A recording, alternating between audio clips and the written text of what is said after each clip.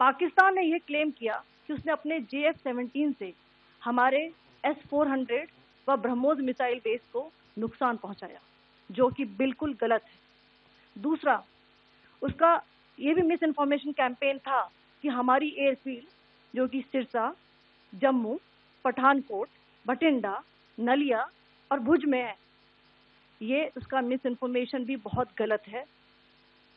तीसरा, पाकिस्तान के miss information campaign के मुताबिक हमारे एम्यूनिशन डंप्स जो चंडीगढ़ और बियास में है उसका डैमेज हुआ, यह भी बिल्कुल गलत है। हमने आपको मॉर्निंग ब्रीफिंग में बताया था विद फैक्ट्स एंड फिगर के साथ कि ये सारी चीजें बिल्कुल सही सलामत हैं। अब मैं आपको बताना चाहती हूँ कि पाकिस्तान के एक प्रेस कॉन्फ्रेंस में ये बात की गई थी कि उनके सीनियर मिलिट्री ऑफिसर्स जो कि पूरी तरह से ये भ्रामक है और तथ्यों से दूर है कि पाकिस्तान की ओर से ये झूठा आरोप भी लगाया जा रहा है कि भारतीय सेना ने मस्जिदों को नुकसान पहुंचाया।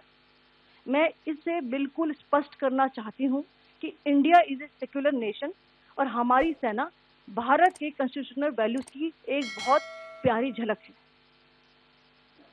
इंडियन आर्म फोर्सेस ने पाकिस्तान को बहुत भारी नुकसान पहुंचाया, उनके मिलिट्री इंफ्रास्ट्रक्चर्स को, चाहे वो लैंड एसेट्स हो या फिर उनके एयर एसेट्स। यही नहीं, इंडियन आर्म फोर्सेस ने पाकिस्तान की एयरफील्ड स्कर्दू, जकोबाबाद, सरगोदा और बुलारी को बहुत नुकसान पहुंचाया। इसके अलावा पाकिस्तान के air defence system, radar system, उनको भी एयर स्पेस में अनडिनेबल किया। यह भी बताना चाहती हूँ कि लाइन ऑफ कंट्रोल के पास पाकिस्तान के command and control, logistic installation और उनके मिलिट्री इंफ्रास्ट्रक्चर, मिलिट्री पर्सनल का इतना भारी नुकसान हुआ कि पाकिस्तान की ऑफेंसिव व डिफेंसिव कैपेबिलिटी को नष्ट कर दिया गया।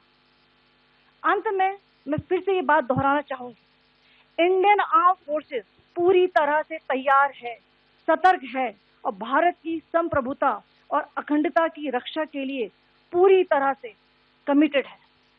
धन्यवाद। जय हिंद।